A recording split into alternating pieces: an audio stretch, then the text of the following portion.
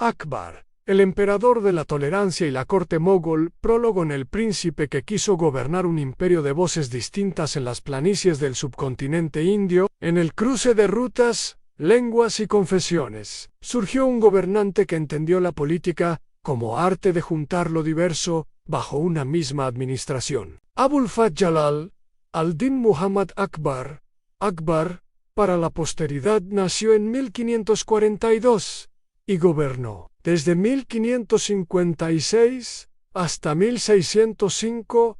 No fue únicamente un conquistador, fue un reformador que combinó la espada con el edicto, la diplomacia con el patronazgo y la teología con la pragmática estatal. Su ambición fue doble en consolidar el poder de la casa timúrida sobre el subcontinente y transformar ese poder en un orden capaz de sostener comercio, agricultura, justicia y cultura. Para lograrlo, reinventó la administración, repensó la relación entre soberanía y religión y convirtió la corte en laboratorio cosmopolita. Esta crónica recorre esas capas: el joven monarca y sus tutores, las campañas de expansión, las reformas fiscales y militares, la experimentación religiosa, el esplendor cultural y el precio humano de la centralización. Y orígenes y formación en sangre timúrida y el aprendizaje temprano del trono. Akbar nació el 15 de octubre de 1542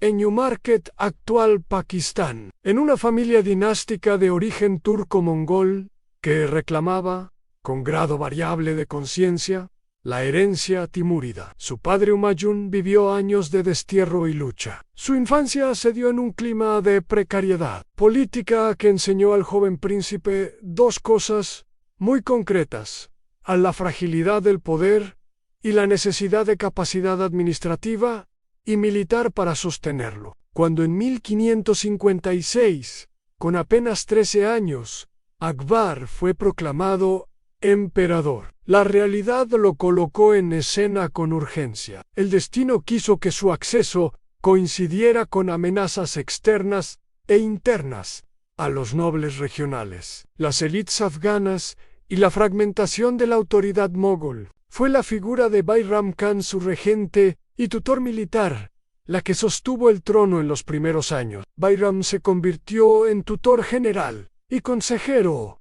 organizando la victoria decisiva en la batalla de Panipet, 1556, contra Emu, y estableciendo las bases para el poder imperial. El joven Akbar observó, aprendió y poco a poco empezó a hacerse cargo de la máquina estatal con una inteligencia práctica y una voluntad de cambiar las reglas del juego. Segundo, consolidación del trono en victoria militar y concentración del poder. Los primeros años de Akbar fueron años de guerra y de alianza. La restauración del dominio mogol exigía la neutralización de señores independientes, sultanes, afganos, rajas Rajput, jefes locales, y la construcción de una red de fidelidades personales. Las armas fueron esenciales, pero también la política matrimonial. Akbar practicó una política de alianzas dinásticas con familias Rajput, sellando pactos con matrimonios que tendrían efectos políticos duraderos. Así, la corona mogol fue, en buena medida, una alianza con los poderes locales.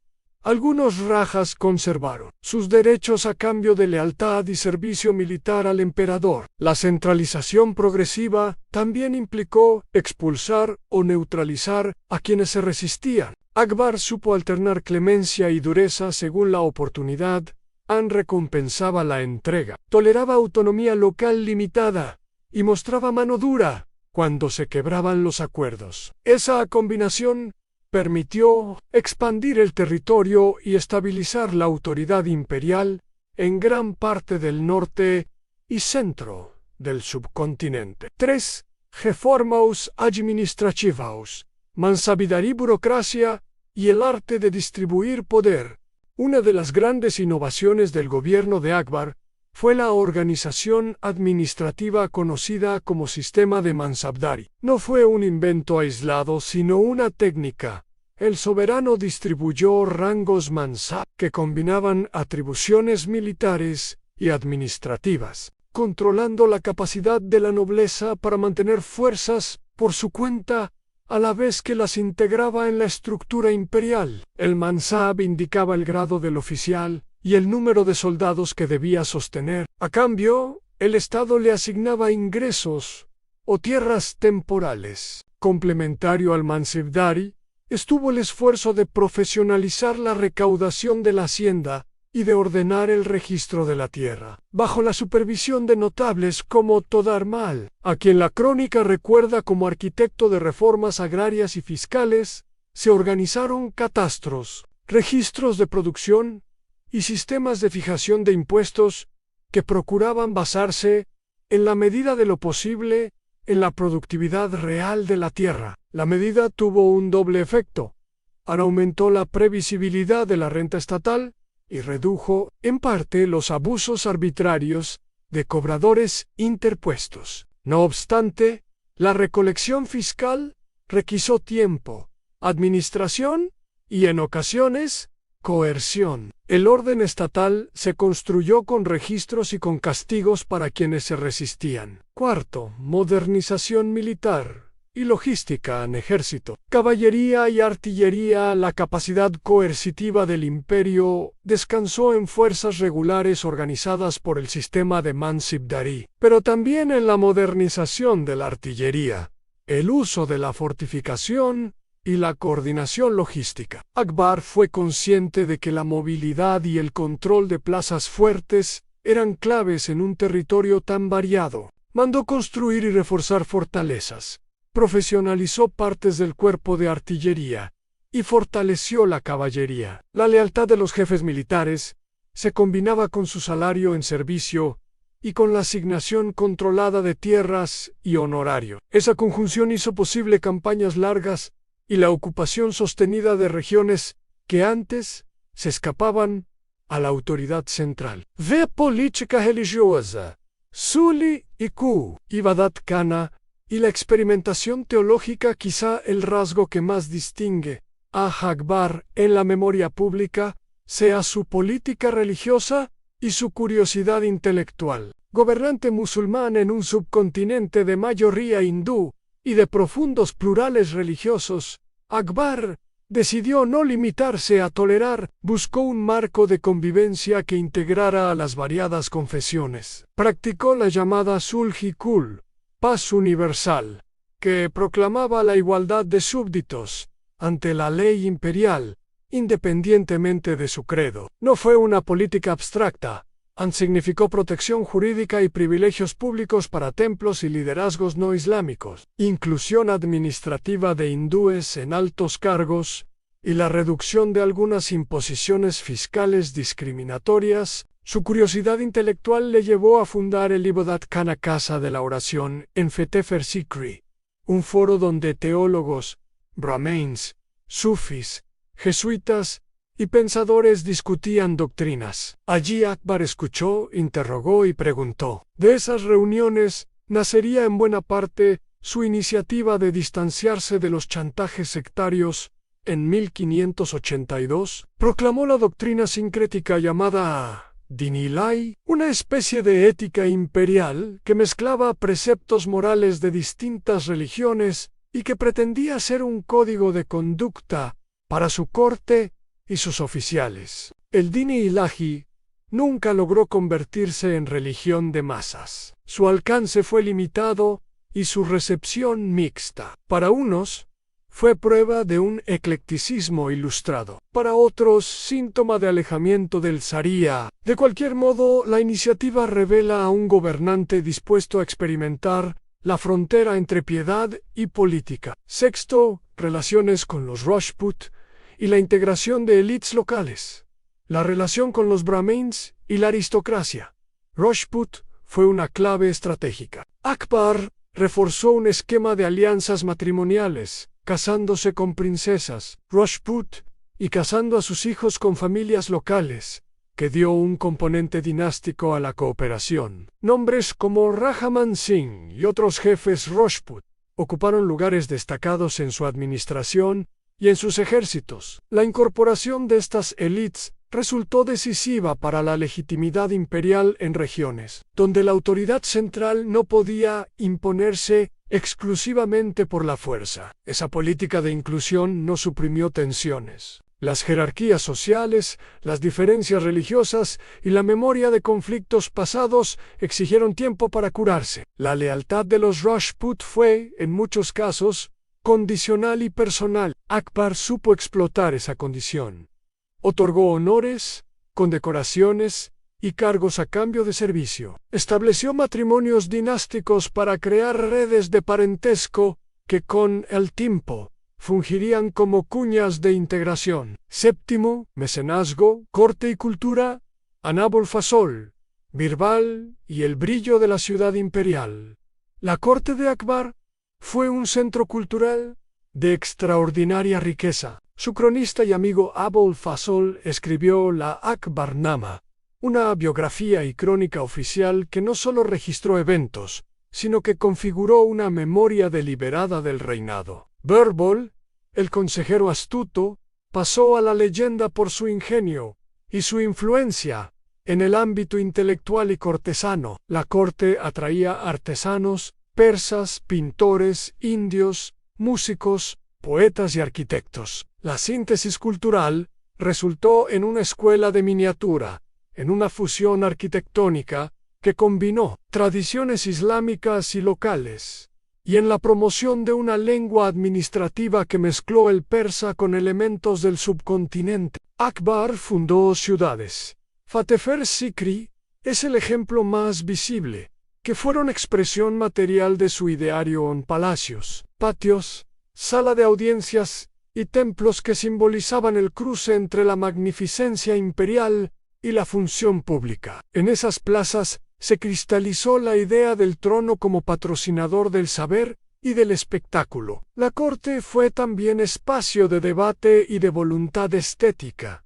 El patrocinio buscó no solo embellecer sino consolidar la autoridad mediante la atracción de talentos y la creación de una iconografía imperial. Octavo, economía y comercio en caminos, mercados y la articulación de la renta bajo Akbar. La economía se orientó hacia la consolidación de la tributación agraria y el fomento del comercio. El control de rutas, puertos interiores y centros textiles permitió a la corona obtener recursos estables. El impulso de la manufactura textil, tejidos finos, brocados y el patrocinio de mercados urbanos dinamizaron las ciudades. Al mismo tiempo, la presencia en la administración de oficiales capaces redujo en parte la arbitrariedad recaudatoria, aunque no la eliminó. La política económica estuvo condicionada por la necesidad militar.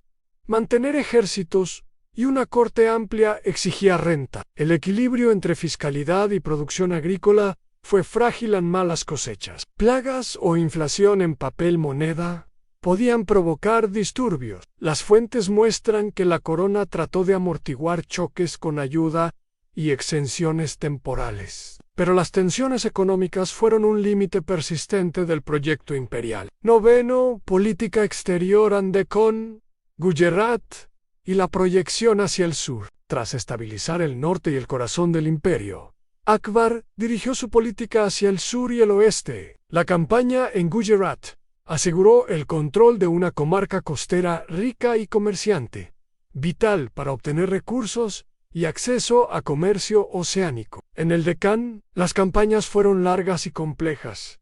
En reinos décanos, con redes propias de poder, resistieron con intensidad. Y la geografía, el clima y las tácticas locales convirtieron a esas campañas en guerras de desgaste. Akbar combinó coerción y encuentro. Donde la ocupación resultaba costosa, prefirió acuerdos de vasallaje. Donde la resistencia era obstinada, desplegó campañas prolongadas. El resultado fue una expansión gradual. La corona extendió su control formal sobre amplios territorios, integrando reinos locales a la estructura Mansabdor y estableciendo gobiernos provinciales que rinden cuentas a la capital.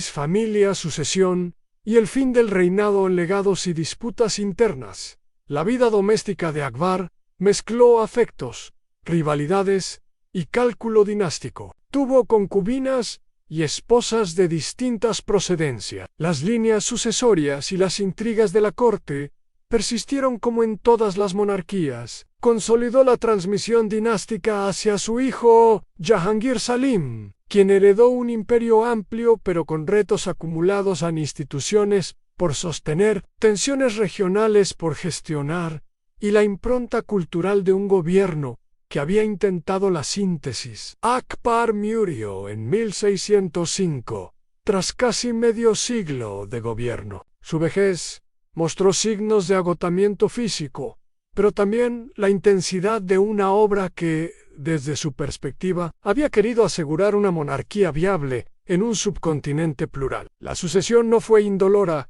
pero la dinastía continuó durante décadas, apoyada en las instituciones que Akbar contribuyó a reforzar. Epílogo en legado ambivalente, tolerancia, centralización y el precio del orden.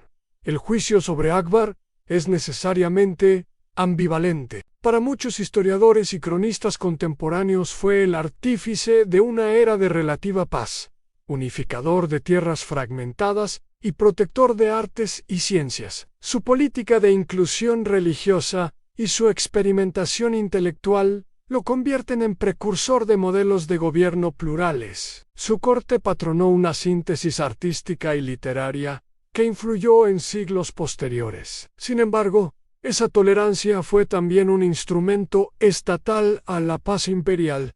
Requería administración, impuestos y control. La centralización y la reorganización militar implicaron coerción. La integración de élites locales vino acompañada de privilegios jerárquicos y de violencia en campañas que destruyeron ciudades y poblaciones resistentes. No puede olvidarse que el poder se sostuvo con ejecuciones, destierros y campañas que trasladaron sufrimiento a muchas comunidades. La imagen romántica del príncipe filósofo convive con la realidad de un Estado que, para durar, exigió represión y disciplina. Lecciones políticas de Akbar. La experiencia Akbarí enseña que la legitimidad de un poder multiétnico y multirreligioso puede basarse en tres pilares: inclusión administrativa, reglas jurídicas claras y patronazgo cultural que permita la articulación simbólica del orden. Pero también muestra que la integración impone costos. Una máquina fiscal que recaude eficientemente y una fuerza militar que garantice el monopolio de la violencia. Akbar encontró durante su vida un balance eficaz entre estos extremos. La posteridad, sin embargo, observó las fragilidades inherentes a independencia personal, tensiones sucesorias y límites geográficos. Su audacia política fue admirable y su habilidad administrativa intensa. La pregunta que quedó para sus sucesores fue cómo mantener la síntesis sin erosionar la prosperidad, ni convertir la tolerancia en simple herramienta de gobierno. Cierran un emperador que imaginó la convivencia como política. Akbar fue en el fondo un estadista que imaginó la política como trabajo de ingeniería social. No buscó una utopía abstracta. Construyó instituciones, patronazgos y códigos que hicieron posible gobernar en un perímetro gigantesco y culturalmente heterogéneo. Fue el emperador que creyó que la tolerancia podía ser política central, que la corte podía ser laboratorio y que la ley podía sostener, más que suprimir diversidad. Su reinado dejó, por ello, una lección duradera. La convivencia exige creatividad institucional y voluntad para reformar, pero también implica costos y renuncias que cualquier poder debe asumir si aspira a la duración. Así concluye la crónica de Akbar, el emperador de la tolerancia, y la corte mogolán, un príncipe que transformó la curiosidad en política, la curiosidad en instituciones y la corte en una vibrante institución cultural. Un soberano cuya ambición fue que la pluralidad no fuera una amenaza, sino el fundamento mismo del imperio. Increíble, ¿verdad? Si te gustó este contenido, no olvides suscribirte al canal y darle like al video. Tu apoyo es fundamental.